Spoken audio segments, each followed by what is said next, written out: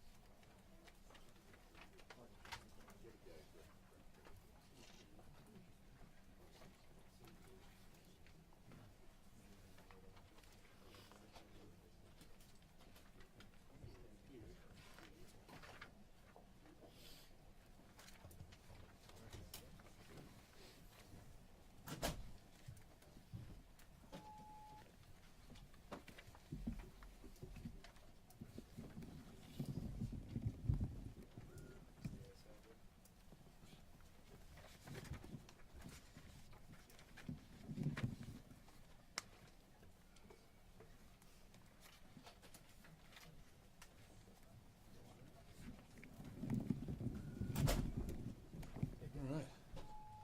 Well, thanks, everybody, for the opportunity to update you on the May revise and opportunity, obviously, to take any questions you may have. This is a continuation of something we made crystal clear in January, and that is a process to address the distortions, a process to address and correct the supercharged budgetary performance in the state of California in 2021 and 2022.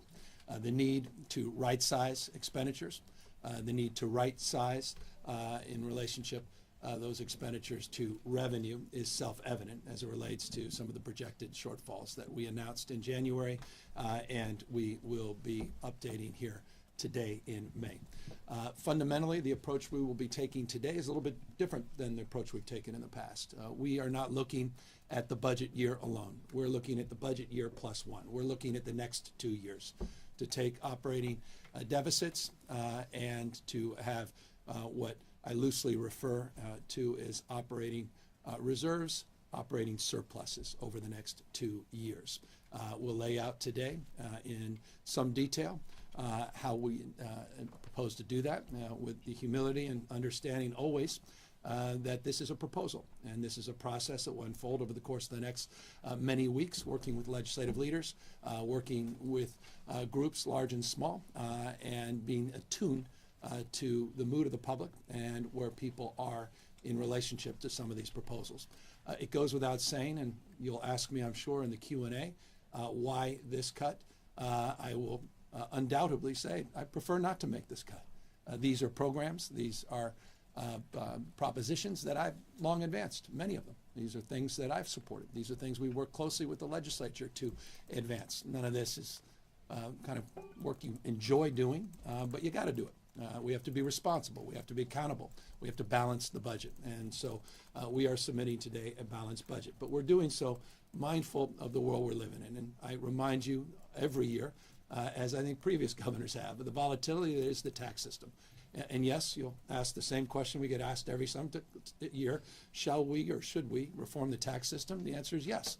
How we do that is a more difficult and challenging conversation. And the volatility is foundational in terms of the tax system we have, the progressive tax system we have today. It's been our friend. You can see those spikes going back to 2000 on the left to just a few years ago, 2021, on at least the right of the screen that I'm looking at. And just to put it in perspective, we talk about this chart as an EKG chart.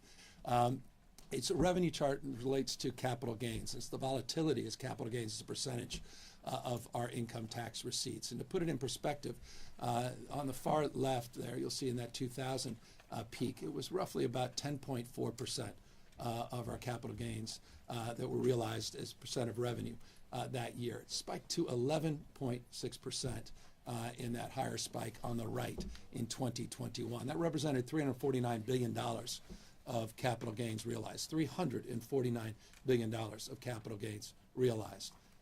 Last year, 2023, down to $137 billion, 350-ish to 137, and that's that drop. But here's the long-winded story of this chart. You can see it's back to some normalization. What I mean by normalization, again, a period of distortions and corrections on the basis of the supercharged budgetary performance. We're going back now to more historic norms, and I mean historic in this context. The average over the course of the last many decades has been about 5.18% capital gains. We're slightly below that in the budget year. We project to be slightly above or roughly at that in budget year +1 and 2, and that's the line trailing off to the right. But here's the January number that you're familiar with. This is the number we put forward, $37.9 billion problem statement. In January, we were very clear that there was a lot of volatility, a lot of questions as it relates to tax collections. Those tax collections came in November. Numbers came in December, January, February, and March, about $5.8 billion lower than we projected. There was some dust that settled after the tax collections in April, and we'll get to more specific details here in a moment. But I want to remind you, a few moments ago, meaning a few weeks back, we moved quickly with the legislature to address $17.3 billion of the problem statement, to address the issue of the deficit by moving in concert with an early action. I want to applaud the budget chairs. I want to applaud legislative leaders for their support and their recognition, the importance of actively managing the budget, not waiting to described or predetermined dates on the calendar, but to actively manage in real time the challenges. And we did that, you could see, through a series of very familiar solutions: revenue and borrowing, delays, deferrals, issues around reductions, and shifts, things we'll be talking a little bit more about today. As it relates to a bit of the preview, I mentioned the $5.8 billion through March. You extend that and you look across the spectrum of costs and revenue. The problem statement now has increased by additional $7 billion from the January budget. So today we're submitting a $288.1 billion balanced budget, $201 billion general fund, with an additional shortfall that we'll have to manage of $7 billion. So a reminder, $27.6 billion shortfall total now. And I say reminder because we, in January, announced a $37.9 billion shortfall. We took that early action of $17.3 billion. We have an increased challenge of $7 billion, and it nets out to what we have to solve for today, $27.6 billion budget challenge. So let's get into this. How do we address, again, from a multi-year prism, this problem? Not just a short-term strategy, but to get us back to right size, to address that remarkable volatility. And forgive me, you've heard this on so many occasions. When I say remarkable volatility, when I use the word supercharged, those are expressive words, but it's expressed by the reality, $177.7 billion two-year operating surplus, simply unprecedented in U.S. history, let alone California history at a subnational level, that is, at a state level, followed by the dust settling and these shortfalls. So here we are today, and we are facing a $27.6 billion challenge. Next year, to my point about a multi-year strategy, we project a $28 billion shortfall. It's, I think, appropriate and prudent for us not just to solve for this year, but to also solve for next year. And that's the proposal we're laying out, and we are providing and offering the legislature for consideration. If we move forward with the recommendations set forth to address this structural issue, we would enjoy a additional $3.4 billion in surplus, a $650 million surplus in budget year plus one. So again, moving from 2 years of deficits to 2 years of operating surplus is what we're recommending the legislature seek. Why are we confident we can achieve this? Because it's solvable. We've done it before. And this is just a reminder of the totality of the challenges in the past, again, on the basis of the volatility of our tax structure. The benefits of a progressive tax system during good years, the challenges during years where things are contracting. Markets disproportionately impact and benefit or burden the state of California. Again, capital gains playing an outsized role, as we demonstrated in that first chart. But you can see back the previous administrations, Schwarzenegger and Brown administrations, some of the challenges those administrations faced, and they moved forward. And state proved its resiliency, its capacity for renewal, and we worked through those issues. And today we're doing more than ever for more people than we have ever done in terms of providing supports. And I think if there is a theory of the case we're making here today, the solutions we're about to set forth are overwhelmingly supporting existing core programs without cuts. And I say overwhelmingly, not exclusively, because I'm not naive. There are areas where core services are being impacted, but the vast majority are being protected. Existing services provided to existing people, core services, are being provided in this 2-year, are being protected in this 2-year blueprint. So let's talk about what that blueprint looks like. Simple. Getting back into balance. This is what we believe it would require, and this is what we propose to the legislature. We propose pulling down this year $4.2 billion in reserves. I'm going to get to that in a moment. $3 billion of new efficiencies. I say new because they build on the 5% efficiencies that we announced a year or two or so years ago. Reductions of $15.2 billion. We'll talk about those reductions in the context of being one-time versus ongoing. And we're talking about shifts and pauses, not dissimilar to the early action, and revenue and borrowing, which is primarily, if you're asking, MCO and net operating loss, and then some borrowing that we'll discuss as well. The 2025-26 solutions, previous slide, I'll go back. For this budget year, here's what we're proposing for budget year plus one. Draw down an additional $8.9 billion. That would be a total of $13.1 billion over those 2 fiscal years, $3.6 billion. The efficiencies start to annualize at a higher benefit. Ongoing reductions, as I noted, for one time and ongoing considerations. Expansion pauses, again, the revenue borrowing, not dissimilar to the 2 I just referenced. So that's the framework. Let's get into some more detail. I mentioned when I brought up the issue of reserves that the $13.1 billion is what we want to pull down, but I want to just caveat, you saw that 4.2. We want to pull that down over a 2-year period. We don't want to pull all 13.1 into the budget year. We want to do the 13.1 billion over the 2-year budget window. So 4.2 billion in the May revision for this budget year, and budget year plus one, forgive the vernacular, plus one out year. We are looking to draw down from the reserves $8.9 billion. So that's that line item.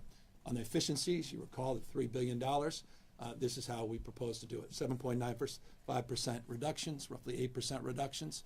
That includes my office, that includes agencies, large and small, across the state of California. We believe that kind of belt tightening would allow us to enjoy not just $2 billion of budget year savings, but ongoing savings, as you can see, annualizing about $2.7 billion. It means sweeping, and this is a familiar number, a numeric, $762.5 million. I announced that in January. Works out to about 10,000 sweeping, plus or minus 10,000 vacant positions. Those positions are being determined in real time at every agency and department. They're making that determination. We don't have the list of every single vacant position for you today. That's a process that will unfold over the course of a very short period of time. It's a process that is unfolding as well in real time in terms of the work that's being done at the agency and department levels.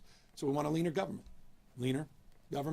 streamlined government. We want to do what all of you are doing in your personal lives, all the businesses out there are doing in their professional lives as well. And we think we can do that and still achieve outstanding outcomes. I'll give you an example just yesterday with generative AI. That is not a job killer. In fact, that's explicit in our executive order as it relates to artificial intelligence, but some of the new programming we're doing in partnership with Anthropic and Google and others, and OpenAI, as it relates to traffic management, as it relates to issues around access to languages and other services. So that's a component part of our leaner government and our more efficient government, and the flexibility, providing choice, meeting people where they are, giving customers, meaning giving taxpayers a voice in terms of their needs and government's services. Back to the reductions. And we have our two experts here. They'll go through these in much more detail because there are hundreds and hundreds and hundreds of actions that we are taking. There's not just one or two. And we can spend, and I'm known to spend a lot of time up here, but I don't think you want to spend that much time with me up here. So I'm just going to give you some broad strokes, and our experts here and up on stage can walk through in more detail. But you deserve at least a broad strokes understanding of the one-time versus ongoing, which is represented again here in the budget year. In the budget year plus one, this is the additional one-time and ongoing savings. But let's break this down so you can take a look and understand a little bit more of what these things may include, what they do include in terms of the proposals that we are offering the legislature. You see the one-time on the left, you'll see the ongoing on the right. The one-time are familiar, and a lot of those one-time we are considering in the context of how they work into other programs that we provide, existing programming, and utilization rates. Always looking at utilization rates and looking at other forms and other strategies in terms of drawing down more federal dollars or looking at what's happening at the city and county level. So you'll see a mixture of very familiar issues, and some deserve more attention than others, and I imagine you'll have questions. Everyone will, certainly, on all of them, but notably on a number of them. I'll give you an example on broadband. We've been stress testing our broadband strategy in the middle mile and the last mile, and we think we've come up with a plan to actually achieve similar goals at a lower cost.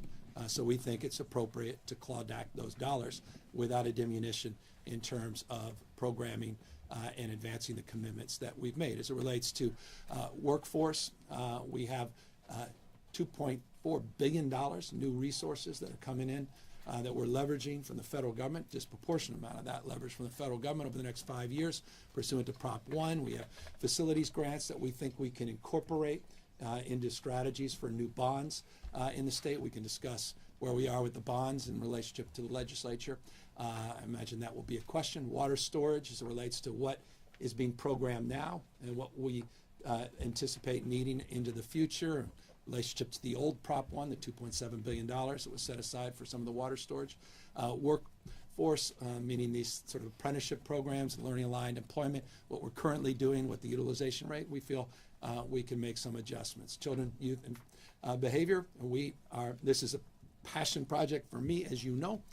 We still have $4.1+ billion in this, and we're actually streamlining that program and really targeting in 0 to 26 behavioral health initiative to the school sites, wellness centers, and we think we actually can deliver even more bang for the existing buck, as they say. On the CalWorks, there are no cuts to the CalWork. And remember, we did 2019, 10% CalWork increase. In fact, in 2019, we did an additional 13.1 on top of the 10%. We continue the COLA on CalWorks. This is just an administrative component part. The core service remains in place. And, you know, sweeping some bonuses under HAP. I know that may not sit well with some, but we're struggling with seeing the performance I want to see on the streets and sidewalks. And we've been clear about that. And many of you have been to a lot of events where we've expressed ourselves very clearly on this. As it relates to just some of the ongoing, I want to talk about the prison issues.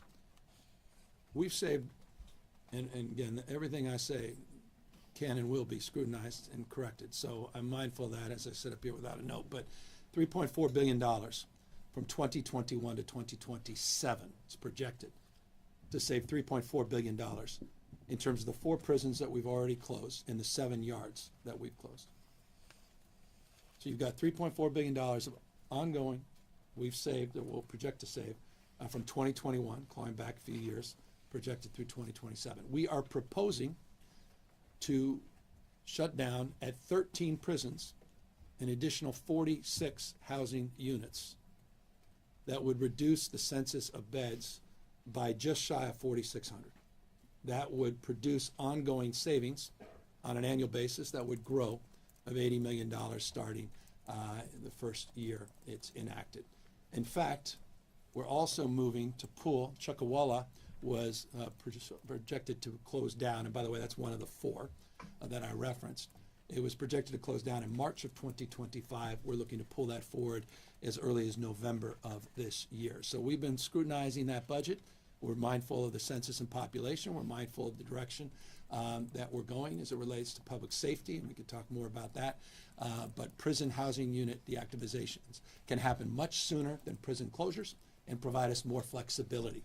And this builds on the existing $3.4 billion that we programmed in savings on the basis of the 4 prior institutions that have closed in those 7 larger yards. It does not mean, you ask me later, legislative leaders have asked me, are you interested, are we considering collectively reducing the larger footprint with prisons in the state? The answer is yes, we are, but we want to do it in a pragmatic and thoughtful way. We want to be mindful of labor concerns, community concerns. We want to be mindful of trends, and we want to be mindful of the unknown, meaning there are proposals to roll back some of our criminal justice reforms that could have a significant impact on census and population. There are lawsuits, there are initiatives that could have impacts on costs. All of those need to be factored in, but we are moving, and we're moving quickly to focus on addressing that issue. The middle class scholarship, that's, again, the perfect proof point of something that I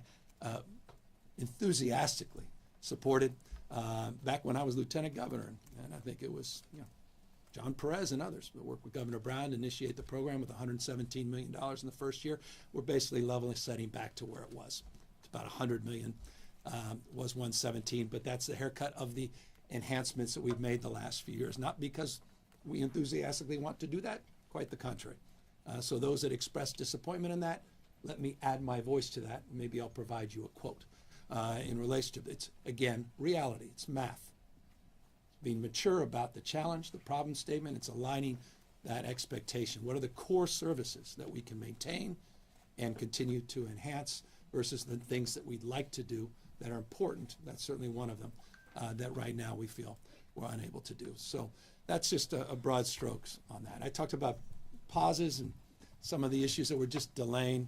Perfect example of this is a program that's proposed to go in effect and this is a good example. A program that's not in effect yet. So it's not a cut to an existing service that's being provided. It's a program that's proposed, great program, that goes into effect in October of 2025. And we want to delay it 2 years. If the resources present themselves, this would be a top priority to put back in, and we would encourage the legislature to consider that as they consider this proposal itself. The child care expansion's more difficult, isn't it? I'll take a backseat to no administration in terms of our advocacy in this space. And this was a difficult one. The trade-off here was $724 million. And that's represented in the 2-year contract of providing our providers more support. The question was, do we look to cut that commitment and reduce wages? Or do we just sort of hold the line on where we are with the expansion for the time being? I thought it was right to fulfill our commitment to those providers. I think they deserve that raise. What we're trying to do is stabilize this workforce, professionalize this workforce. We've unionized this workforce. We're the first state in the nation to do that, and I was proud to promote that. Not just receive that on the back end as someone else's proposal. I'm working with the Women's Caucus, who's next level in terms of their support of this expansion. So the goal is ultimately 200,000. You know, I'm mindful of my sell-by date as governor. I'm still committed to getting there, but right now we feel like we, again, don't want to cut programs, just want to hold the line, but we still want to provide more line support for our line workers. So that was just being transparent about our considerations as we balance the child care space. We talk about shifts, a lot of movement. There's no material cuts to the climate agenda. There was a lot of creativity in moving to the cap and trade program, the greenhouse gas fund. And so you'll see some of those shifts in there.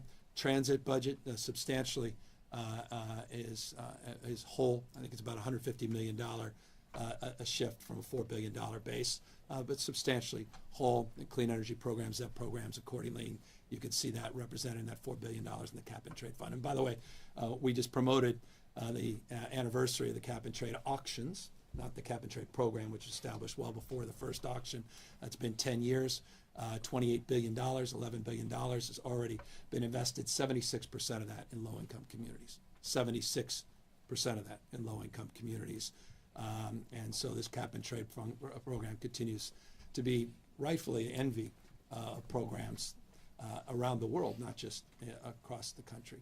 As it relates to other shifts, you'll see some creativity here. Let me just briefly go through a few. Again, the team here could go into detail for you. Prop 56 backfill, we want the MCO to address that. The issue around ARPA, there was this is the dollars that came from the feds. There was interest attached to that. We can sweep that interest and we can shift that off the general fund. Moving the capital annex and the work that's being done there, we can move that to bonds. We were proposing to do that in the beginning. We worked with the legislature. We were in a position we didn't have to. Now we're going back to some of the original proposals. And the cannabis fund is looking again to set aside in the cannabis fund child care dollars that would have been absorbed under the general fund. Now we're pulling in the cannabis fund as an example. And then there's a PG&E settlement that inured to the benefit of the state, and we are borrowing those dollars, $78 million, significant but modest considering the totality of some of the work we're doing. So those are just examples for you. Again, remember the slide I showed you before, hundreds and hundreds of other examples, programs that we're proposing to make change. So the question is, well, all right, there's some examples of what you're proposing to delay or deny for the moment. What are you saving? Well, just things that were on the, well, part of the conversation, I should say. I don't want to say they were on the chopping block because I don't think they never got there.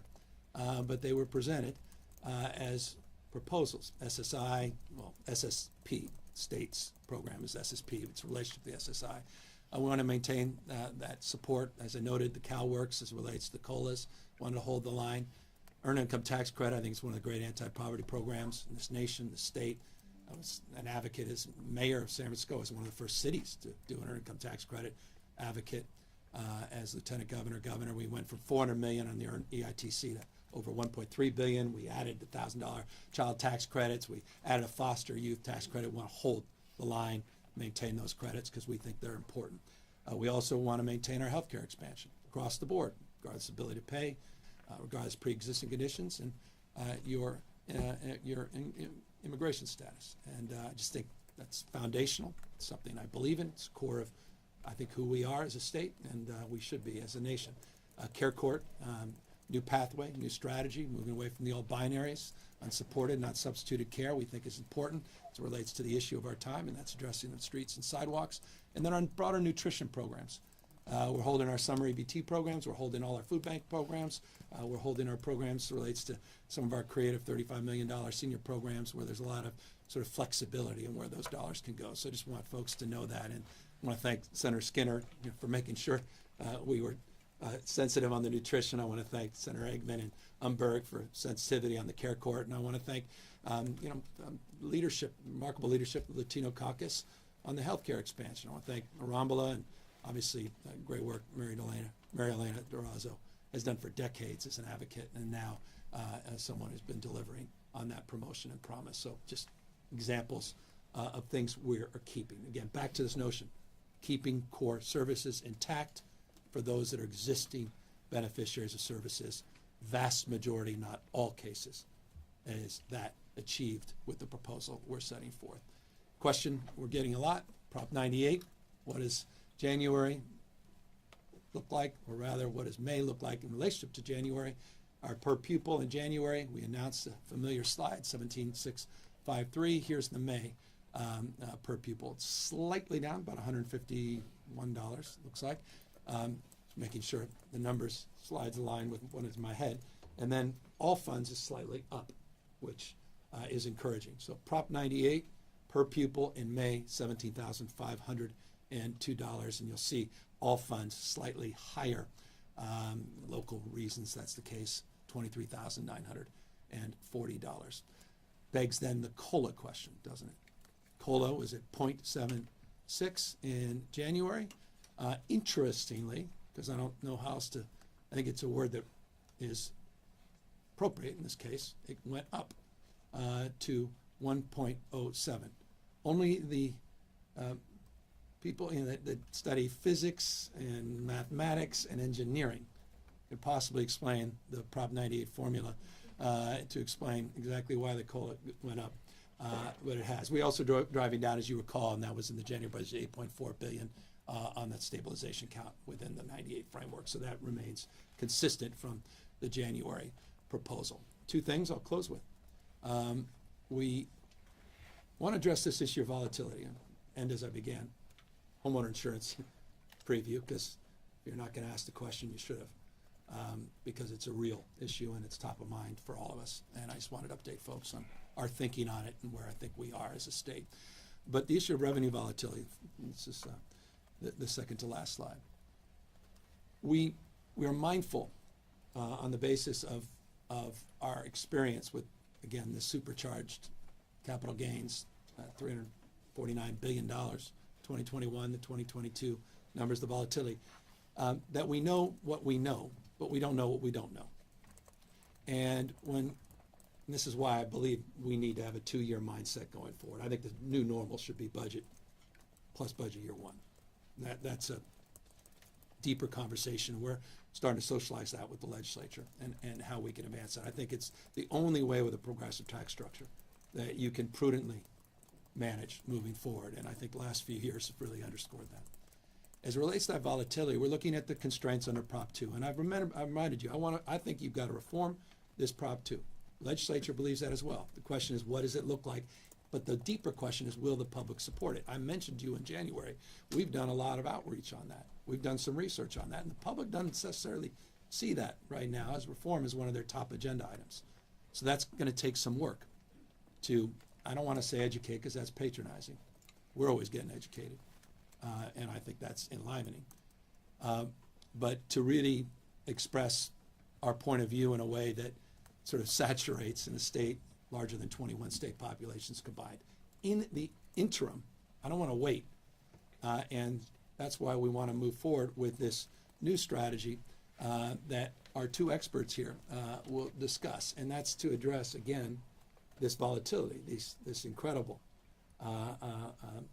incredible acuity that is represented in this volatility by establishing a new budget account in the state that would capture this excess revenue and allow us, on the basis of historic trends, to set it aside until it materializes, as opposed to assuming it's coming in on the basis of the LAO and the finance and experts saying we believe it will come in, and then we appropriate and attach appropriation to it, only to discover it didn't come in, a la what occurred in the last 2 fiscal years. So the idea would be able to create that account. Yes, there are GAN questions. A lot of questions, and we're working through those questions but it's something I'm very excited about, very grateful for Erica and for Joe's leadership in this space, and I'm very grateful to legislative leaders for their willingness to engage in this conversation. So not much more I can say on that, except to say we've had some preliminary conversations.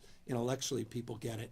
There's some legal questions we have to address, but we think it's an interesting interim solution until we address the larger solution as it relates to Prop 2 and some of the questions around the GAN limit. And remember, GAN was created before Prop 2, and we're just stacking all these things. That's why I'm dubious a lot of these constitutional questions that go on the ballot, locking in this, locking out that.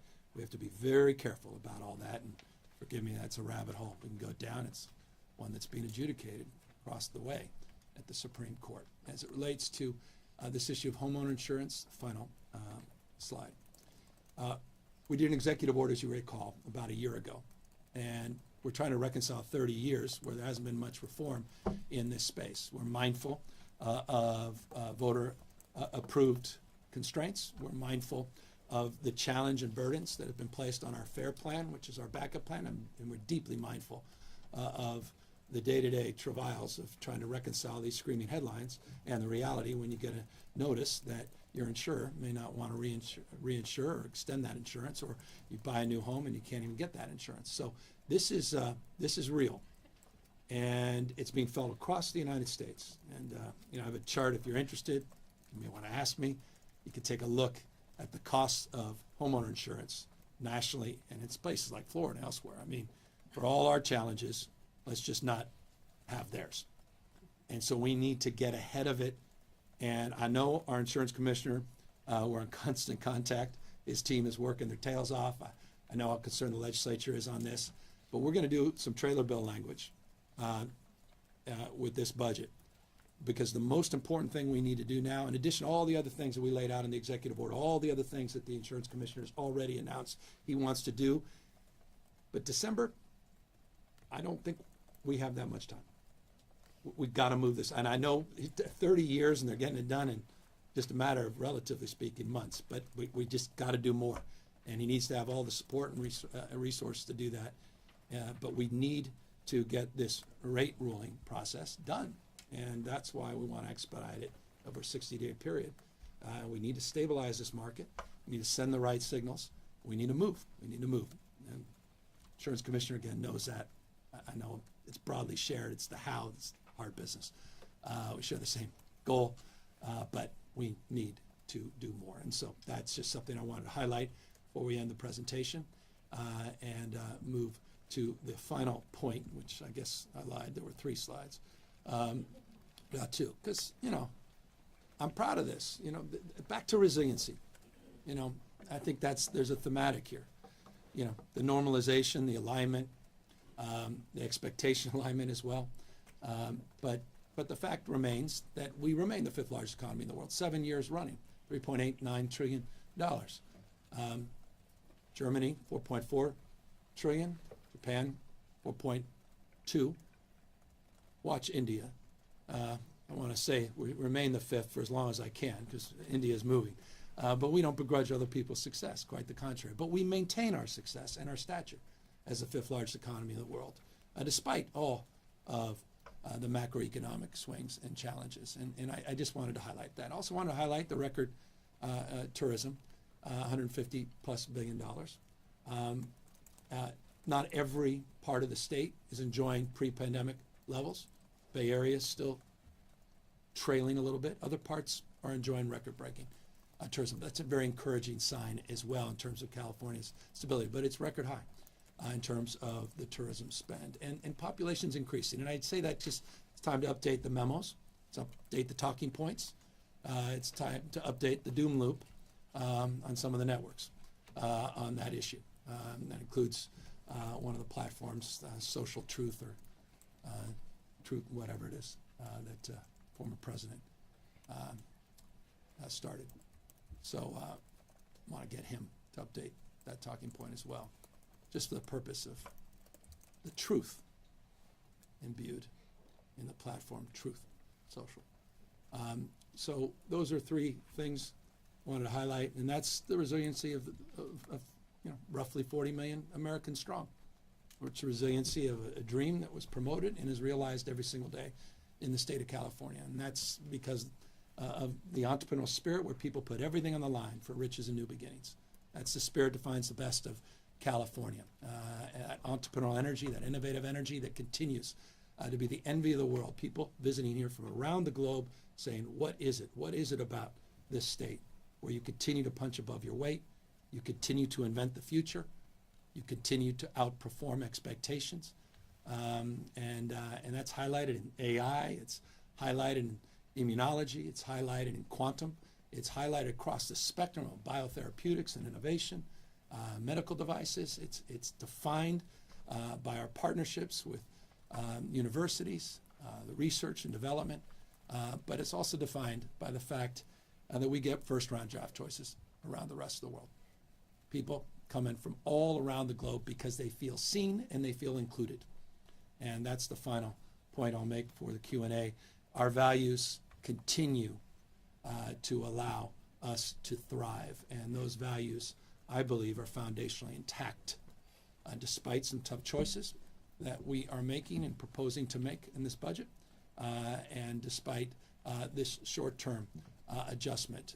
But if we move along the blueprint we're putting forward, we'll be back where we need to be, and that is back in the black.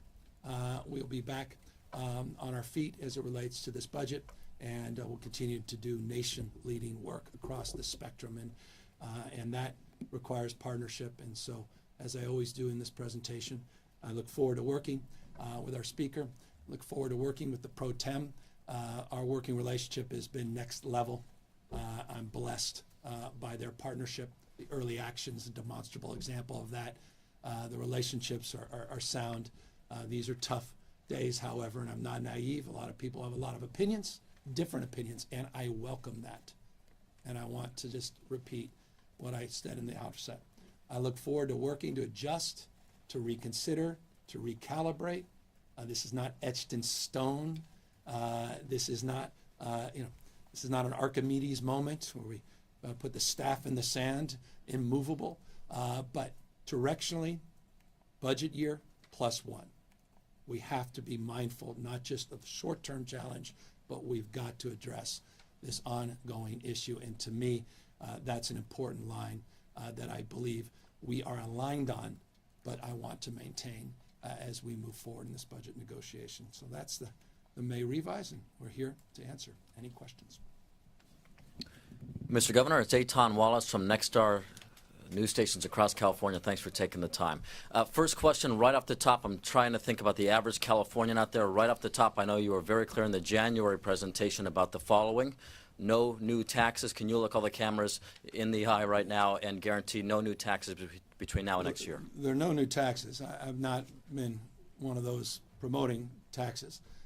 I've been opposing taxes quite publicly. The last proposition was on the ballot. I invested millions of dollars in ads to try to defeat that tax increase. We can achieve all of this. We can get our back on our fiscal sound footing without cutting core services, without an additional tax increase. And I don't think that now is the time, particularly with the stacking of stress over the course of the last few years with costs that have risen as a consequence of supply chain disruptions, as a cost of inflation, to impose any additional burdens on the taxpayers along those lines. Thank you very much. And the second question here is for our viewers from San Diego through Bakersfield, San Francisco, and all the way north to Wairika, everyone in between. Got to ask in the sense of in previous budget presentations, I remember you talking extensively about climate, homelessness, fire protection, a lot of key issues. I know you mentioned the HAP funding in this, but just in the sense of the average Californian, a lot of numbers here, a lot of different things, just to them on homelessness, on climate, fire, crime, education, what does this budget mean to them? We're holding the line on unprecedented investments in crime, retail theft. You're seeing progress in Bakersfield. You saw the CHP operations in Bakersfield produce 211 arrests, 127 stolen vehicles that were recovered just in the first week of operation with the CHP. Today, the CHP is graduating 106 cadets. 1,000 new CHP officers. We're funded a multi-year commitment in the budget. We're maintaining that. Partnerships in Oakland. We've seen the reduction in crime in Oakland, about 33%. In the first quarter of this year, you saw the reductions that continue in San Francisco. Property crime reductions in San Francisco, 32%, 14% decline in violent crime.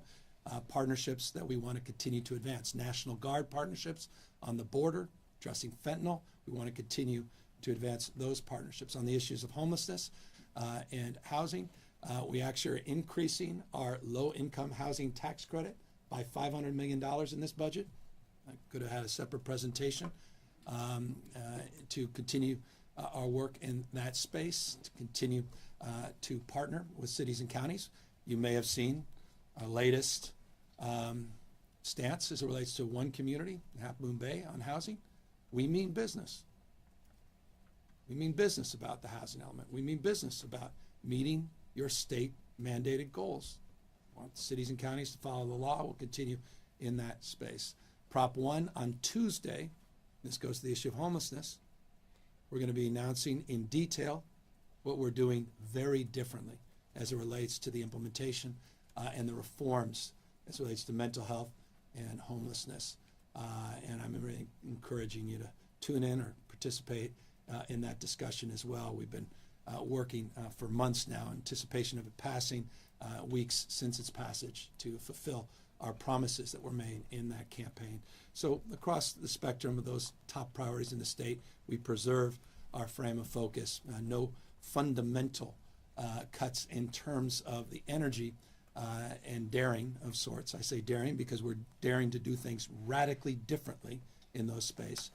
But yes, there are programs that are component parts. You reference the bonuses under HAP. There are other component parts of our housing strategy where we are making adjustments. But the core mission remains firm and our commitment foundational. Hi, Lindsay Holden with Sacramento Bee. Following Eitan's question, I have to push back a little bit when you say you can do everything, because Just for the record, I don't recall ever saying I can do everything. Well, let me finish. I want to clarify. Yeah, let me finish my question. Okay. Which is, some of these cuts fall on the poorest Californians, while budget watchers have suggested changing the state's corporate tax rate. Why not consider something like that when some of these cuts will hurt Californians who have the least? Well, I think we protect the vast majority of core services for existing programs in this state. We've done nation-leading work to expand those programs in the last few years, and we're preserving that. A perfect proof point of that is a full suite under the Medi-Cal system that's been expanded like no other state in U.S. history has ever expanded. So we are maintaining that. As it relates to the 8.84% corporate tax, which is the highest, arguably, depending on how you want to analyze it, in the country, no, I'm not prepared to increase taxes. We have among the highest tax rates in the United States of America for high wage earners. We have among the highest tax wage rates, as I noted, for corporate taxes. They were made higher by Donald Trump's tax increase under the SALT deduction elimination, which I hope is eliminated by the federal government. But I feel strongly that we have to live within our means, within the framework of being more efficient and more effective, and do what a lot of other families and private businesses are doing. We're up to that task. I also wanted to ask, you're sponsoring a bill around changing the RHNA categories to include, for cities to include homeless residents in their calculations, and yet your budget continues cuts to housing programs. How are cities supposed to build more housing to help homeless people if there's not more money to do that? Well, with respect, you'll hear more. I encourage you in particular to spend time with us on Tuesday, learn more about the details of what was just advanced and passed by the voters of the state of California under Prop 1 that provides an additional $1 billion on an annual basis to cities and counties specifically for housing to address the most vulnerable, as you categorize them as homeless. $1 billion that was otherwise not eligible under the Mental Health Services Act when it was originally conceived. That $1 billion doesn't go in effect fast enough. There's an implementation phase. We'll be updating on that. But it also includes $6.38 billion of new housing money. Unprecedented investments to deal with those that are struggling, duly diagnosed with drug or alcohol addictions, which also was not eligible under the previous Mental Health Services Act. So I beg to differ respectfully with that categorization. There's more money in the bond than ever. There's more investment in terms of ongoing funding for housing homeless than ever as a consequence of this reform, and we'll be updating you on that on Tuesday. I just have to, with all due respect, those types of housing that Prop 1 will fund, there's a very limited number of the homeless people in California. Most of them won't apply for that kind of housing. They just don't have a place to live. What about those folks who aren't dealing with mental illness, addiction, et cetera? Well, I'd point to the $3.75 billion that we've invested in Home Key, a program that didn't exist before we launched it and initiated it. I'd refer to your own headline in the Sacramento Bee on the success and efficacy of Project Room Key, a component part of that. I would refer to you to the B-CHIP program, $2.2 billion in behavioral health money that we have advanced. I would refer to the prior package of $15.3 billion on homelessness and housing that we've incorporated, again, homeless component parts of housing, as proof points to suggest that the totality of that frame needs to be considered. Hi, Governor. I wanted to ask you about this proposal for a new budget account that you mentioned. Is that something that you're going to be asking the legislature to pass in the coming weeks? And could you talk a little bit more about how exactly that would work? I know you did touch on some of the details, but I wasn't totally clear on all of this. I've got my two extraordinary experts that are eager to discuss further the details of that.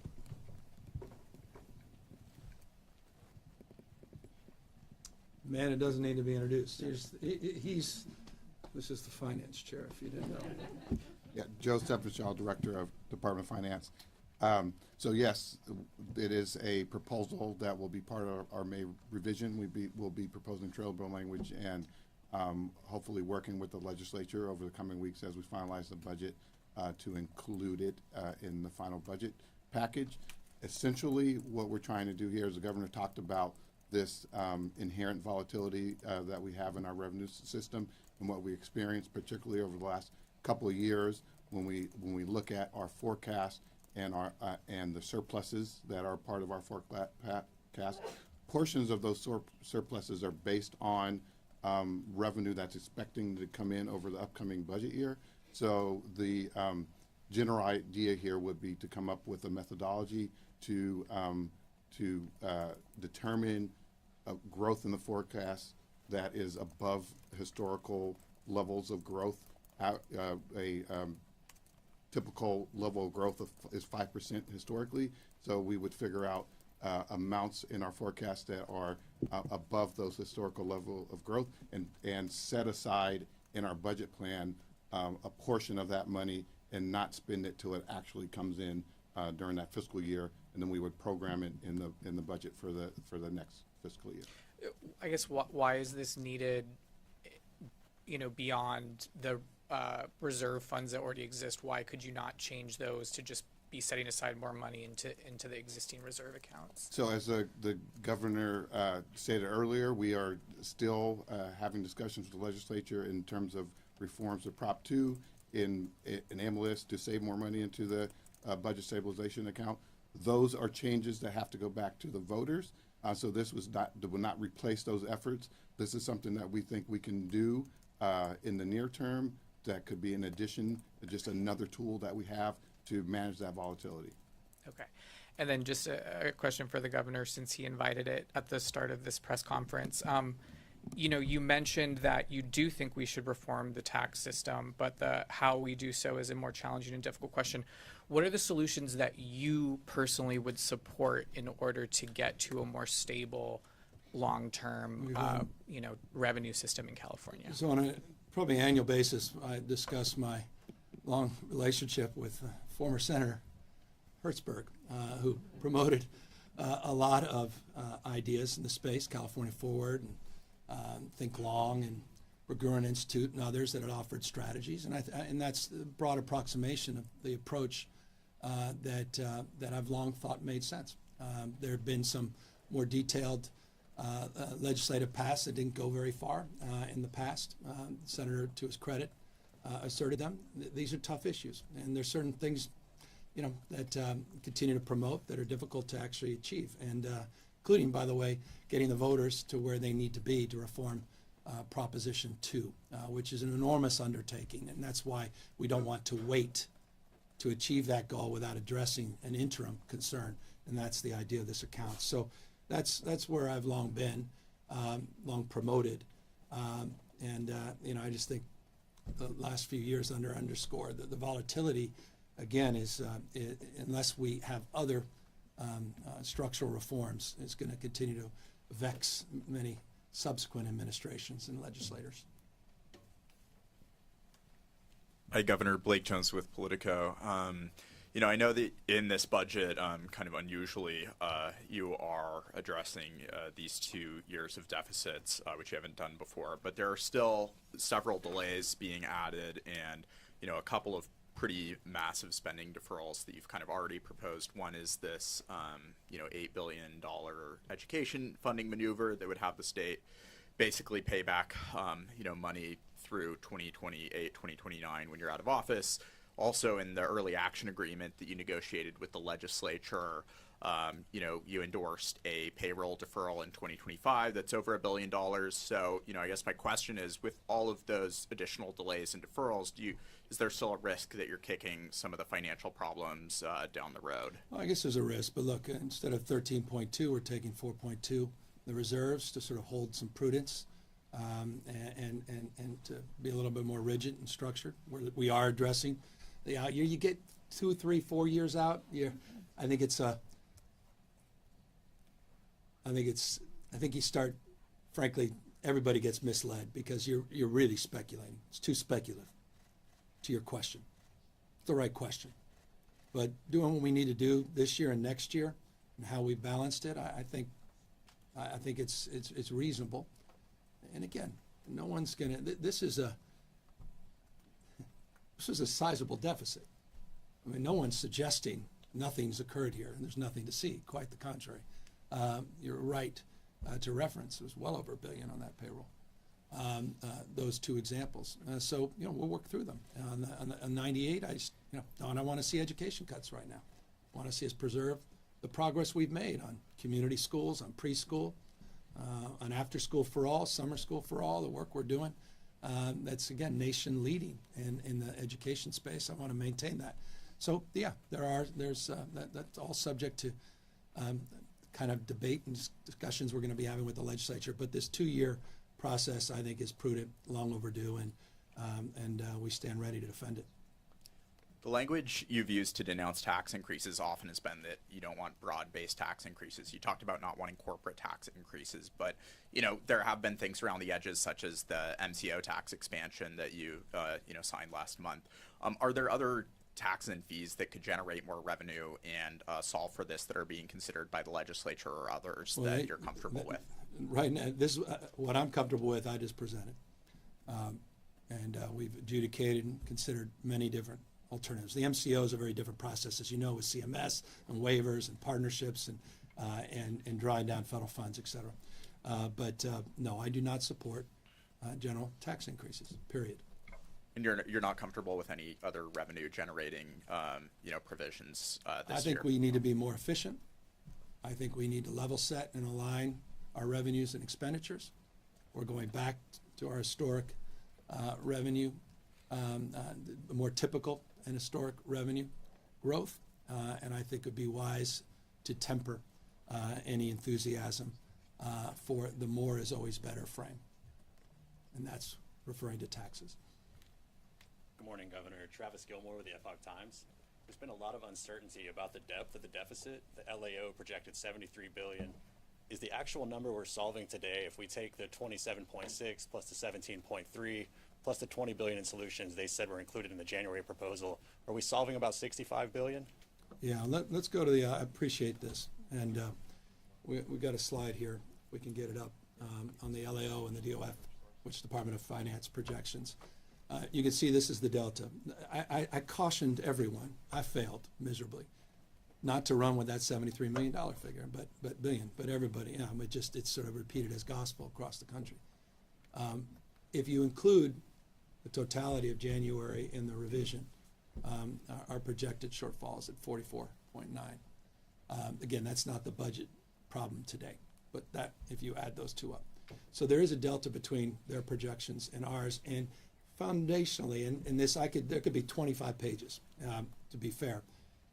That's where the difference lies.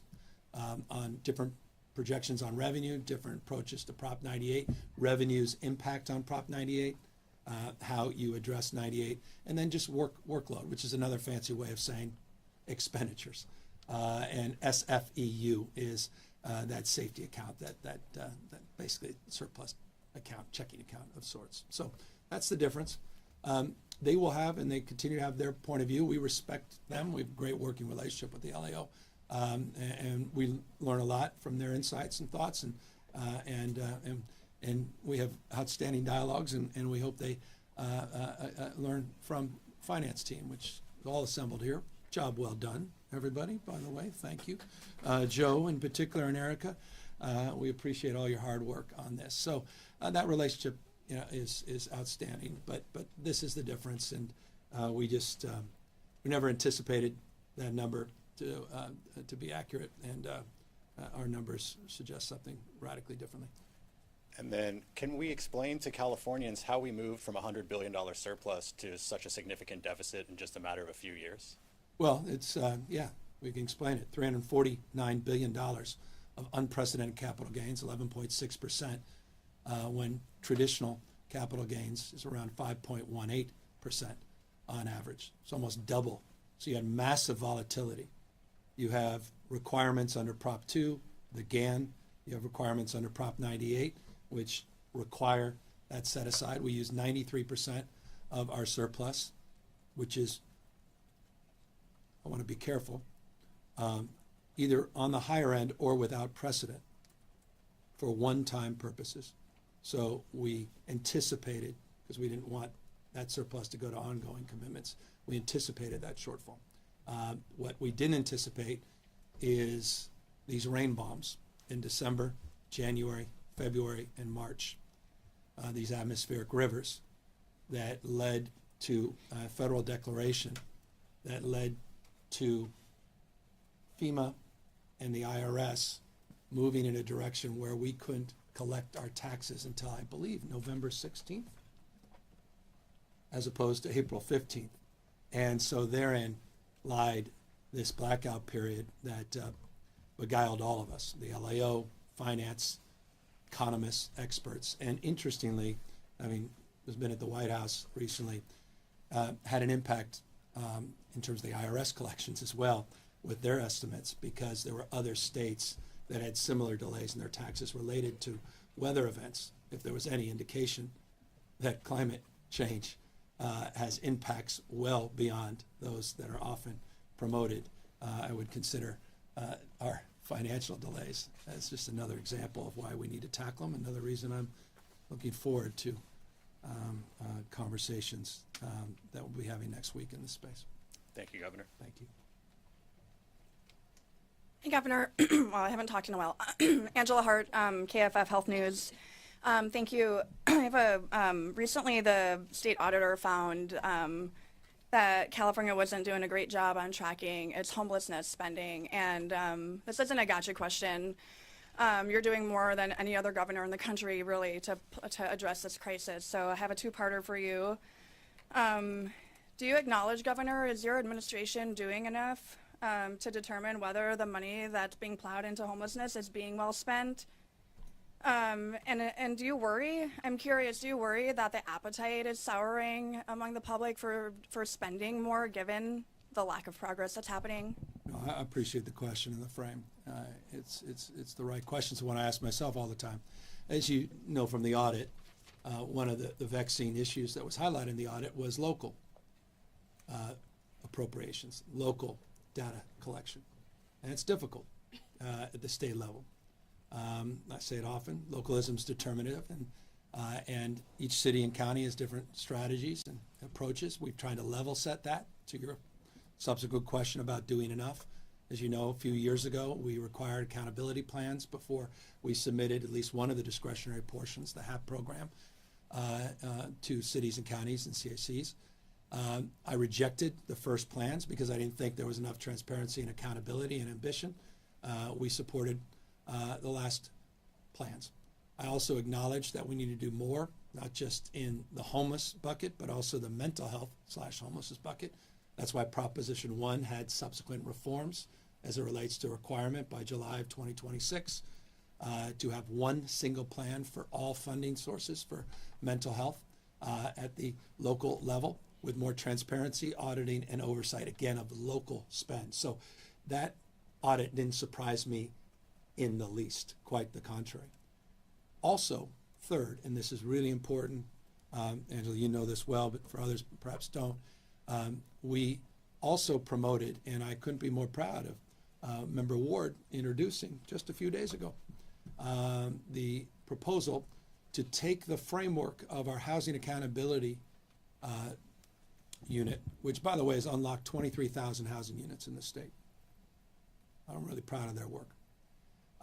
And to connect a homeless component into that accountability framework, which I think is deeply in the spirit and the zeitgeist of what the audit was at least showcasing. And so that's another tool we hope we are able to have if the legislature embraces it in the next few weeks. I'm sorry, Governor, I didn't hear responses to either of those questions about whether this is state money ultimately. I understand it goes to the counties, but do you acknowledge whether the money that the state isn't doing enough to ensure that the money is being well spent? I also didn't hear a response to whether you think that there's any, I mean, is the public appetite, do you think, I'm hearing this, like souring towards putting more money into the, I didn't hear responses to either of those.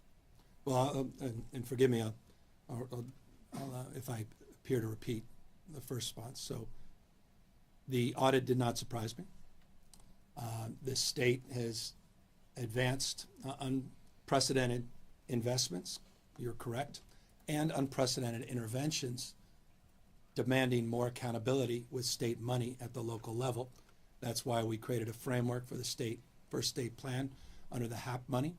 The fact that I rejected it in many ways is implicit in response to the question. I rejected it for a reason around the issue of lack of accountability in terms of ambition and in terms of what was presented in that first plan. The fact that we're creating a housing accountability unit or created one and we want to incorporate homelessness into that also is implicit in response to your question about the need to do more around state money. And the other work we did with Proposition 1 to foundationally reform an existing stream of funding to provide more transparency and state oversight of the local spend, again, is a third, I think, reinforcement of my acknowledgement about the need to see more accountability and why I agreed, as I said, with many of the recommendations and was not surprised, as I noted, with the audit itself. As it relates to the public mood, no question. More is not always better. People want, they want to see results. I've been very crystal clear about that. I've been focused, as you know, particularly on the results we want to see on the streets and sidewalks and tents and the issues around encampments. That's why those encampment resolution grants we think are a national model. Also been very insistent that we need to move some barriers in terms of engagement as it relates to accountability and results at the local level, as it relates to the grants passed and the amicus brief we filed with the United States Supreme Court. So all of those are demonstrable responses, not rhetorical, but demonstrable responses to both components of your question. Thank you. That was that was extremely thorough. Thank you. My second question, Governor, I think it's only been 2 years, not even quite, since you passed a historic funding increase for California's extremely underfunded public health system. $300 million ongoing. It looks to me that this is completely being wiped out in your budget proposal. Meanwhile, I mean, as you well know, climate change is upon the threats, the public health threats that come with climate change are enormous, where there's a really big concern right now about bird flu and dairy supply. I mean, it's really I guess my question for you is, what do you say to people, to the public who worries that defunding public health at this critical juncture further opens up California to, and really the globe, to public health and pandemic threats, which, the pandemic has additional financial disasters, which in some ways put us where we are today? Yeah, look, we have a shortfall. We have to be sober about the reality of what our priorities are. Unprecedented expansions in terms of the Medicaid system here in the state of California under Medi-Cal, unprecedented investments in the health and human service space, unprecedented. We have no peers as it relates to the investments we've made. This is a program that we wish we could continue to absorb and afford. Obviously, we'll have the opportunity to discuss this with the members of the legislature and make a determination before it lands on my desk whether or not that program or other programs should be considered in relationship to the need to balance not just this year's budget, but next year's budget as well. Hi, Governor. Kayla Mueller with CBS News here in Sacramento. How will you measure success for this model of budget year plus one? You mentioned earlier that this could become the new normal. So what does success look like to you that it will indeed become the new normal? Well, I think it should. That's the way I'm promoting a different paradigm of consideration and thinking. We'll see where it lands with the legislature. We've had some really good conversations, though, with key staff, and we're encouraged by their willingness to express a willingness to engage in this. And I think under the circumstances of the last few years, there's ample evidence as to the why. So I'm hopeful that we could do that. In my previous roles and executive positions, we've adopted similar strategies. We've codified that in statute to the extent this is an effective relationship in terms of our thinking and with the legislature. That may be a consideration in the future. I'm not promoting that at the moment, but that's my mindset, and it's a mindset that I expect, subject to external circumstances, but I would expect to continue to adopt in my remaining three sessions. That said, it's hard to look beyond budget year plus one, as I noted earlier, because of so much volatility and uncertainty. But I do think it's important that we have a medium-term mindset. We have multi-year budgets, as you know, with projections, which are also important, that didn't exist in the past. Those provide you some understanding of what to anticipate in the future, but it's very difficult on the basis of the macroeconomics. And in this revision, programs are being put on pause. So how are you going to ensure that they will indeed resume and that not year after year that they're getting forgotten about? Well, you can go to, I think it's on the 8 pages that we provided you, and I'm making this up, but if I'm right, there'll be another one of those salads from January. That on the bottom of page 9, I think there's a headline that says triggers, and it's the top of page 10. And there are, I think, 7 specific trigger items that are bulleted. And they're triggers as it relates to things we've worked with the legislature formally to prioritize. If and when the money comes, we would prioritize these things first. And that's a similar process that will unfold, I imagine, based on past, with the legislature as it relates to these delays. What are our top priorities if and when the resources avail themselves? And so we'll have that similar mindset. It's been a proposition that we've advanced in the past. It's more difficult when you're looking at the 2-year to assign the moment within that budget frame. But that's the approach I would take to rebuild some of these programs that by definition we all supported. Again, these are budgets I signed. What is out here? Every question you're asking is spot on. Why this? Well, because we have a math problem. Is this what I want to do? No. But the alternative, we can eliminate our expansion of healthcare. We can eliminate wages. We can do furloughs. We can do layoffs. We can do a lot of things. I don't want to do those things. So these are the things that in the absence of those other things that, are difficult to do. And so triggers provide that pathway, and those are examples of triggers in the past, and there'll be more triggers, I imagine, in the future as relates to this budget as well. Thank you. Thank you. Hello, Mackenzie Mays with the LA Times. There is no info about 525, the healthcare minimum wage, in this budget. Can you update us where those negotiations are? We're going to get it done. This budget will not be signed without that deal that we committed to being addressed. And I believe there's a trigger in January, and then we are working to address it in July. And Dana Williamson is the point person for this, my chief of staff, who's done an outstanding job on the budget. She's under deep duress that I've pointed her out and this issue out in relationship to her responsibility and stewardship and leadership to fulfill the core tenets of what was committed to. But that will get done before the budget's. Can you give us a hint about what the holdup is? Like, should workers be expecting to not get that? One of the things I've learned the hard way is talking to publicly about a process that's unfolding in real time. And so know that that will reveal itself in very short order, as we stated it would within this fiscal year. And we maintain that status and we maintain that expectation. How do you sort of navigate that, especially when people are talking about transparency in the Capitol right now? Why is it, what does the public, what do you owe the public, I guess, especially workers who are concerned that they're not going to get this money? Well, it's the same posture of expression that I did in January on this when I signed the bill. You can read my signature related to the bill and the commitment that I just made to you and reinforced today that it will get done before the end of the fiscal year. You had said you had some concerns about it then. Can you explain a little bit more? I'm gonna say with respect, and I appreciate the work you've done on this and the articles, and I think it's really important, and I thank you for that. We've got a few weeks to land this, and I want to land it in a way that works for everybody and fulfills the commitments we made, and that's just my responsibility.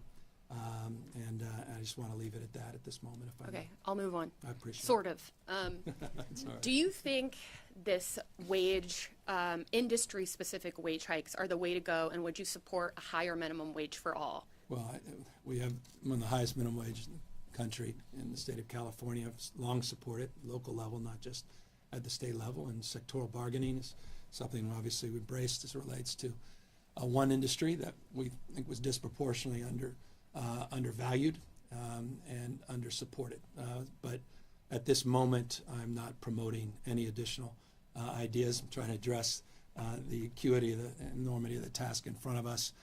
Nothing is on my desk or nothing that's pending in terms of a promotion in that space imminent from this administration. Okay, and just a logistical question. Today's a little bit different than past May revises. Usually the budget doc is like hundreds of pages. Today's is less than 50. Are we expecting like a May revise part 2 to come, or is this it? No, you get with all the. I think everybody has all the details, the LAO and everybody, and you got hundreds of backups. And you could talk to the experts here. Talk to the printing press folks. Okay. Hi, Governor. This is Adam Beam with the Associated Press. The LAO called your proposal to address the $8 billion difference in the Proposition 98 minimum guarantee. They called that bad fiscal policy. They said it would be, kicking the deficit down the road. Are you still committed to that in this budget, and why? Clearly, and it's 8.8 now. Well, why are you committed to doing it that way? Well, because I want to maintain the commitments in terms of the investments we've made, which I think are incredibly important. I don't want to see thousands and thousands of pink slips go out. I don't want to see the disruption in the system. Joe and the team could talk more about some of the technical side. As I said, you need not only a PhD, but you need a physics degree and engineering degree and everything else related to Prop 98 to unpack its complexities, Adam. And I know you know enough about that over the years, but we respectfully disagree with that position. On the slide earlier, it mentioned about a $500 million one-time cut for water storage. Yeah. I know that you've been a big proponent of the Delta Conveyance and Sites Reservoir. Would this cut impact either of those projects? Nothing directly related to our #1 climate resilience program, and that's the Delta Conveyance, nor to the work we're doing to fast track through the first judicial review process related to our permitting reforms sites, the first above ground off-stream storage facility in the immediate. And that money's been sitting there, but will not be drawn down for some time. So we looked at the timelines on that, so we don't see any direct impact. You can argue there's an indirect. I'm mindful of that. Also, as I noted, mindful of the old Prop 1 and the $2.7 billion and what's been set aside. I'm also mindful of what others may not be mindful of, and that's the work we're doing with the feds in this space, and also mindful of other ideas we have in relationship to sites to keep that project moving forward and to get this project done. So no, I'm very eager to see both complete, but it's the right question in relationship to sites more than it is to the Delta Conveyance, and we have some ideas that we'll be pursuing to address whatever anxiety may be there. But in the short run, we don't feel there's any real concerns.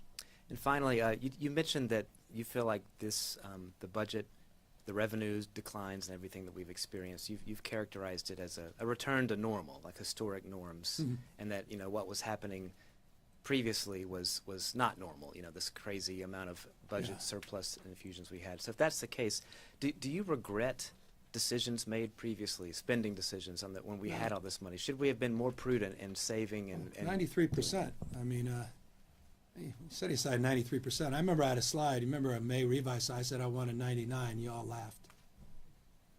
And I said, well, if I can get anywhere near 90, I think historically, even Brown during those years, and fiscal conservative, I don't think he broke 89%. So no, we knew this was coming at him. And that's why we set aside these one-time programs that we can claw back or extend or promote from 5 years to 7 or 3 years to 5 or 1 year to 2 years. So no, we were very sober. And if you go back to those presentations, you'll see me very open about that anxiety. So no, we had tapped out on our reserves. We had a GAN issue that provided $18.1 billion of tax relief. We had $600 reliefs to people earning, under SSI, SSP. We provided a lot of support at the time people needed the money. You had the Prop 98 guarantees. You're paying down pension obligations. So you look across the panoply, and 93% feel like we were doing the best we could under that circumstance. Hi, Governor. Sophia Bolag here from the San Francisco Chronicle. As you're well aware, student protesters across the country, including at public universities here in California, are calling for their universities to divest from companies that do business with Israel in light of the war in Gaza. What's your response to those protesters? I don't support divestment. What do you have a reaction to the agreement that the leadership at Sac State has made with the protesters there? And on that, Sophia, interestingly, and this is not to deflect, I actually am going to learn more about that in a few hours, because I read one thing on this thing called Instagram, and then I was told something very different by a member of my staff, and those two things need to be squared so I can answer your question. So follow back up with us in a few hours. Yes, would love to follow up about that. Also wanted to ask you about Not that I'm on Instagram a lot. I just someone said that to me. Also wanted to ask you about energy bills. There's obviously a lot of controversy with the budget that was passed last year and the flat rate hike. There's some discussions in the legislature of passing something that would change that. Is there any bill that lawmakers might send you that you would support to make changes to that policy? I think what PUC broadly did was codify the bill that they did sign and send to me a few years ago as it relates to the flat rate. It just came down a much lower number than I think some had feared, and some had promoted, the IOUs in particular. It's along the lines of, I think, SMUD, in fact, the same exact number, roughly. We're aligning with what many other states are doing all across the United States as well.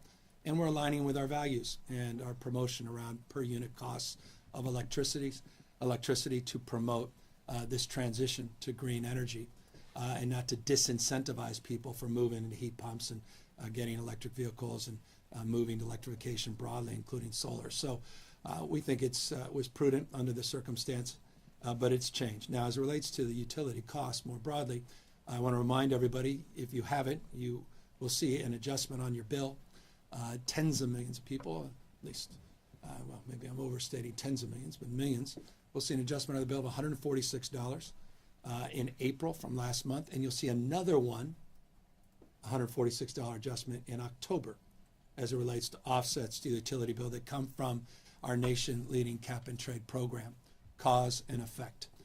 We're also working across the spectrum, other strategies as it relates to addressing the costs of utilities. And so I'm mindful of that issue. I was going to spend more time on that today. I was getting a little off topic with the May revise, but I assure you we'll be talking a lot more about this issue like we will homeowner insurance as well, mindful of the anxiety that people are feeling. So if lawmakers were to send you a bill, are you saying you would or would not be an automatic veto on changes? You know me. I'm going to read a bill. I don't want to say I'm going to sign anything. I need to see what they're talking about. They send me a bill as it relates to this issue a couple years ago, I did sign it, and we advanced it. So if they have some new ideas or want to undo the old one, I'll pay attention as I do to the, how many bills this year? Just 2,000 other bills. And it's not a knock, it's not a cheap shot. Look forward to reviewing as many bills that appear to be progressing as possible, just not big tax increases. Hi, Governor. Ashley Zavala with KCRA3. The California Supreme Court is set to make a determination on whether the Taxpayer Protection Act gets on the ballot. And amid this discussion of volatility and taxes and reform, just what, from the state's perspective, is that you find the biggest threat with this act? Should it pass? Should voters approve it? And forgive me, but I hope you really do appreciate it. It would be, if I'm going to dodge on a hypothetical about a bill that I haven't seen in print, or a bill that may be in print that I haven't reviewed in relationship to the issue of utilities, I want to be careful about actually discussing something that's in front of the Supreme Court as we speak, and be careful about expressing anything more than what was expressed by not only myself but former Governor Brown and others as it relates to the filing, which details my concern about that initiative. I will just, for broad strokes purposes, remind you of something that is not often in print, and that's the retroactivity that's a separate and above from the legal question. But the retroactivity of 100+ already approved local measures, the impact that would have would be felt and outsized, and make a lot of the conversation we're having today significantly materially different. So I caution that as part of the sort of punditry on this. I hope people really look through what that could mean, again, separate and above from the legal questions in front of the California Supreme Court. Okay, separate from that, and I know this question exhausts you, but I ask because I know this is the start of a give and take with the legislature. Good. And I don't think any of us would be surprised if one or two or a group of Democratic lawmakers came to you and said, we'd like to raise taxes on XYZ. So is it fair to say that it is an absolute non-starter for you? Yeah, look. Again, I'm not ideological. I'm open to argument. I'm interested in evidence. But I don't see there's real evidence and need right now to increase general taxes in the state and put more burden on working folks and our competitive posture. So no, I would have laid that out if I believed that, and I did not. I do not believe we need that this year or next year, and so I will not be promoting and will not be supporting, subject to some random act of God, and having experienced a disproportionate number of those in 5 years, I add that as an asterisk. Okay, so you will not be convinced. Well, no. The answer is no. Okay. Yeah. I don't know how many times I can say no to that tax question. Hi, but everyone thinks, anytime you do anything, you add a fee, then it's a tax. I get it. So everyone's just, I've been doing this too long. Anyway. Hi, Governor. Andrew Oxford from Bloomberg. You mentioned wanting a trailer bill on homeowner insurance. Yeah. Can you talk a little bit more about what you want to see in there and why you want that before the insurance commissioner is complete with the process? I want to see things. Right, here's the spirit of what I want to see. We got to move this process along. Here's my humble submission, point of view. We can't wait till December. Can't. That said, I'm intimately mindful of how hard the staff is working over there, how difficult this task is, and I'm very grateful to the insurance commissioner for his willingness to engage in this process and his deliberativeness in terms of the reforms he's promoting, but it has to come sooner. So we're promoting a 60-day process of review. It should not take this long for emergency regs. I am almost of the temptation to do an additional executive order, but under the circumstance, I think working with the legislature on a trailer bill is more appropriate, but we've got to move this process along. 60-day process of review for for the reg, for For the the rate regulation. review. For the rates. And then also, I don't have the full details in front of me, so can you talk about the Air Resources Board? Are you expecting that they will be funded to implement SB 253 on the time frame that's outlined in the law? We'll get into that a little bit more. They should have the resources, but let me get back to you on the specifics related to CARB's relationship to that bill in terms of staffing.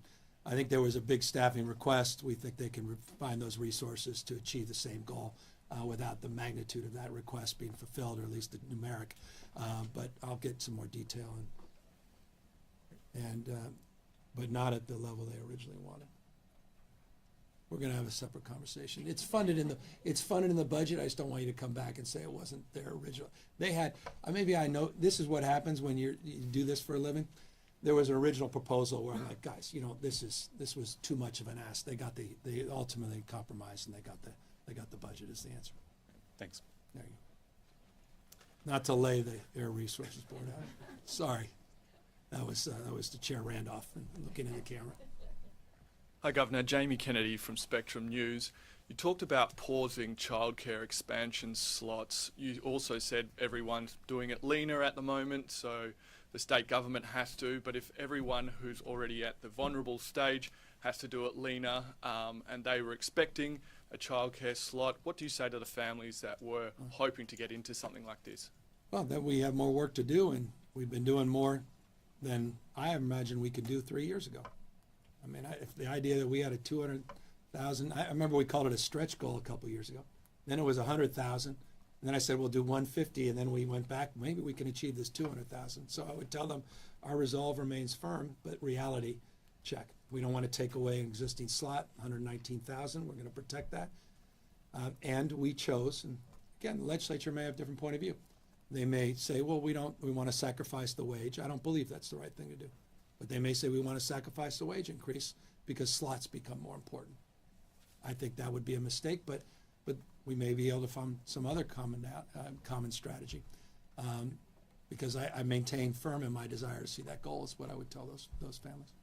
And with CalWorks, with the reductions you said, I believe on the administrative side of things, with more people needing more from CalWorks because more people are doing it tough, if you're putting any more strain on that, won't that also? Not much strain. That's an administrative function at the county level. That's not a direct impact. The COLA remains firm in the budget.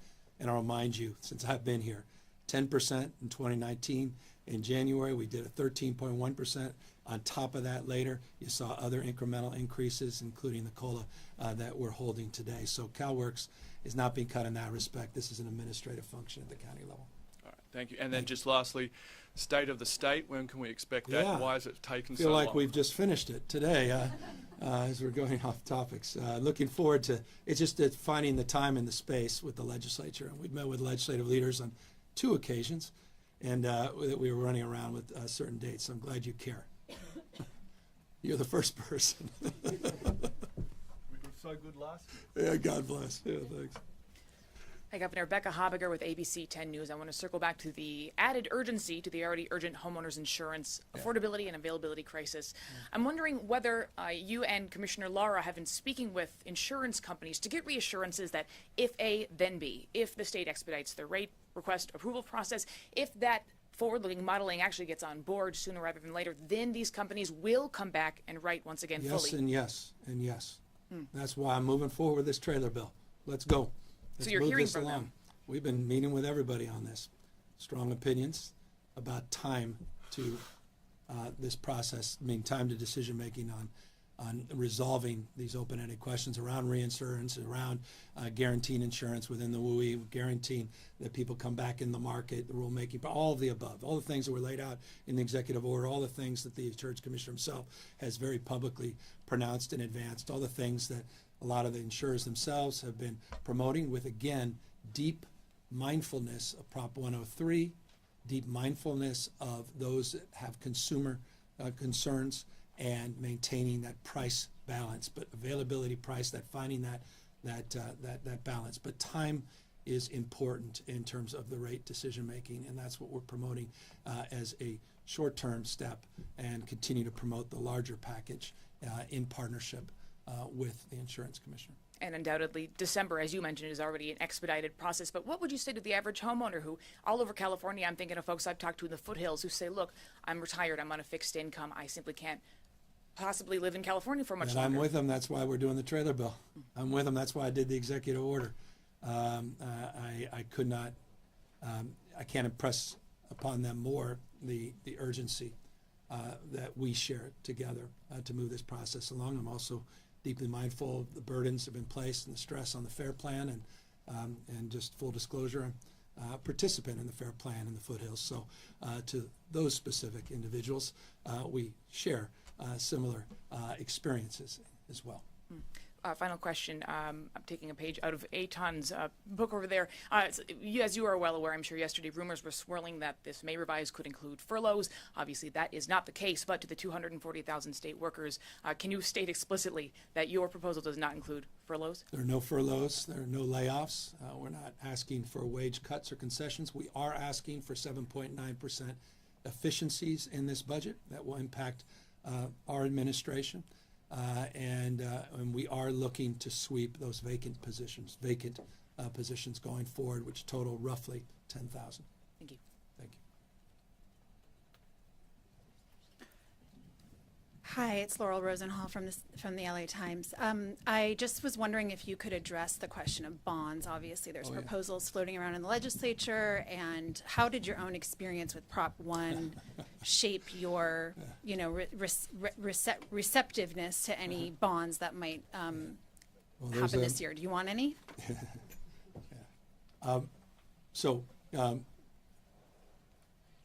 There are three parallel conversations that are taking shape. You can argue 4 or 5, but 3 that are core conversations around 3 different topics: climate, issues related to housing, and schools. There are proposals and there's desire from members of the legislature to promote 1, 2, or all 3. Those conversations continue. Met with many of the caucuses over the course of the last few weeks to have more granular conversations, and continue to meet with leadership. Our teams are meeting at staff level with leadership about where we are. As you know, on the school bond in particular, there's a component part as relates to housing and general fund impacts that must be considered. The questions there, as you know, also remain around should higher education be included or should they not. As it relates to climate, we were able to substantially protect the climate budget as was promoted in January. Plus, we've received, and this is an update from January, now $15.9 billion from the federal government.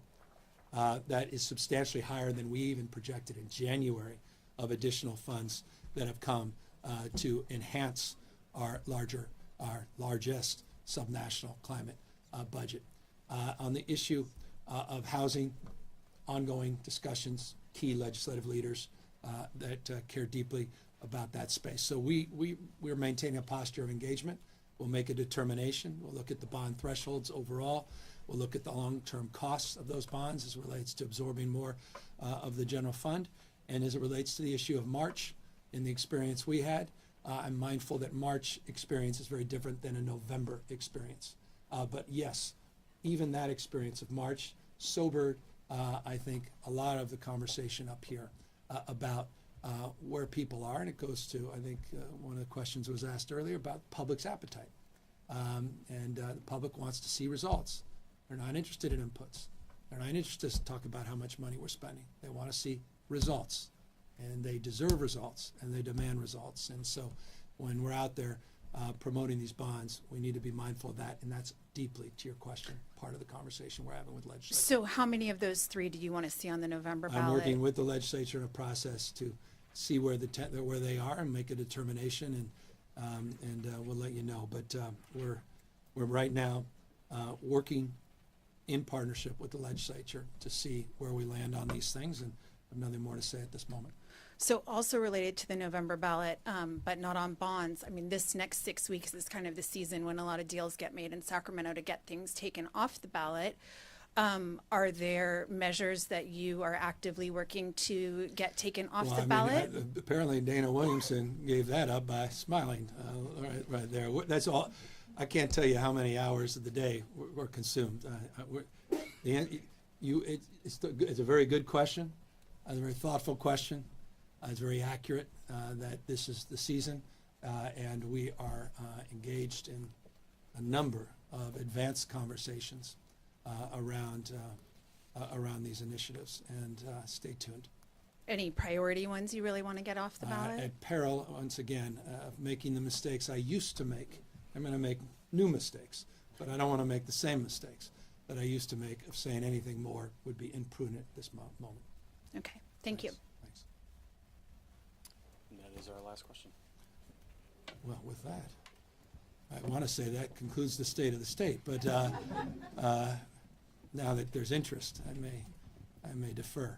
But let me thank you all again for the opportunity, and let me just once again reinforce, this isn't without, these are difficult decisions. And I'm very mindful there's things we haven't discussed that will hit people hard. These deferrals mean a lot to a lot of people. There were expectations that were set over the course of the last few years, and unfortunately we're not able to advance that on the basis of this new reality. And so I'm sensitive to that. I'm sensitive to those concerns, and it's a way of reinforcing that we look forward to engaging the legislature constructively to address these gaps, to address the concerns, to reappropriate, to reconsider, to reprioritize. Again, the vast majority of what I promoted here were things that in the past promoted as cuts, or things in the past I've promoted as investments. And so by definition, the posture is one of engagement with the legislature in terms of addressing their particular concerns. Co-equal branch of government, deep gratitude to the legislature for their patience throughout this process, and we're looking forward to the next number of weeks. Thank you all very much. And with that, the real budget presentation is about to happen.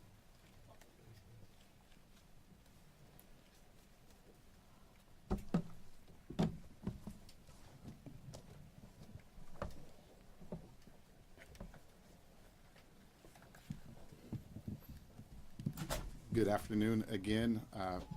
First, would like to start by acknowledging all of the hard work that our department has done to get us to this point. I can't express enough how much work it takes to present the governor's budget and the governor's May revision to the legislature, particularly at the May revision when we have to incorporate April tax receipts.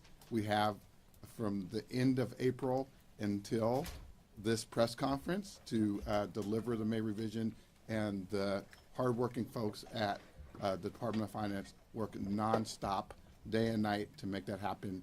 I just can't express how much I appreciate that. To Erica Lee, the Chief Deputy for Budgets for the department, and the rest of the executive team, all the PPMs out here, just want to acknowledge their work and thank them. Also would like to acknowledge and thank all of the work in partnership with the governor's office staff and the cabinet secretaries, agencies, and departments. This is obviously, from the governor's presentation, has not been an easy budget, and it's been a real team effort within the administration to get to this point.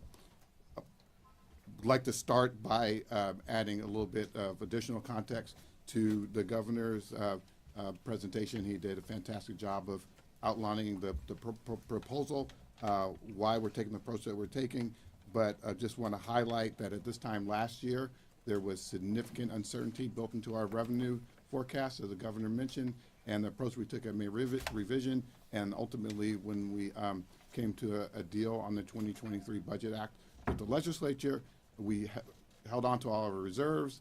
We didn't take real drastic steps in either way, understanding that there was that significant uncertainty built in because of the IRS tax delay, and we wanted to wait and see, and we said at the time how things shook out for the governor's budget. We didn't know at that time that the IRS would delay the tax filing for 99% of the taxpayers in the state further through November.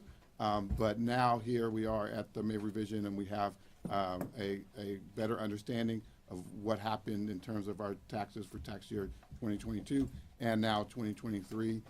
And we can see that as we had at the governor's budget, we've had a little bit of softening in our revenue since the governor's budget, but not a huge swing. And we can see we still have these huge shortfalls in the out years. And given all of that, know that this is the time that we need to address those shortfalls in order to ensure that the state is able to protect the programs and services that the residents of California rely upon. And I think it goes to some of the questions on, as the governor mentioned, this cut or that cut. Obviously, these are all tough decisions. We don't want to be in this position to be here proposing cuts. As the governor mentioned, we tried to focus on protecting the core programs and services that people rely upon. But even in doing that, tough decisions had to be made.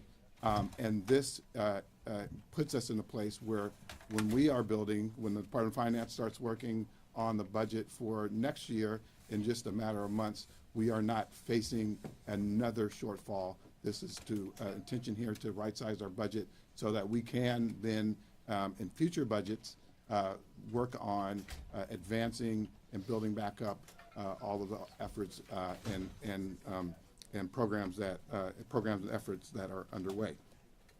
And I'll just highlight that point more finally. At the governor's budget, the budget year +1 negative special fund for economic uncertainty, our basically our operating reserve was negative $33.1 billion. And so that meant, and we are required to have a positive balance there when we are presenting and acting a budget. And so that meant if we had a similar budget year +1 at this time, that in a matter of months when we were heading into building next year's budget, we would be back at the drawing boards in terms of looking for solutions. And it would be tougher at that time because a lot of solutions that we are utilizing now, including cuts that are hard, would no longer be available at that point. And that is why it was important to really get back into balance, not only in the budget year, but in budget year +1. And as the governor mentioned, that is exactly what this budget does. And so in addition to having a $3.4 billion special fund for economic uncertainty balance in 24-25, which is a similar balance that we had at the Budget Act, we have flipped that negative $33.1 billion balance in 25-26 to now be a positive $650 million balance. I also note, kind of in the approach, I know there's a question about delays, deferrals. That yes, there were some that were included in the governor's budget, but the approach that we're taking at the May revision really minimizes additional delays and deferrals and really focus on aligning expenditures with revenues and bringing the budget back into balance. As far as the 8 pages, the document overview of the budget that folks received today, and I know the question about the size versus previous versions, that the document today really reflects the approach that we're taking in the budget, where we are, this budget is about solutions to not only solve for the budget year, but the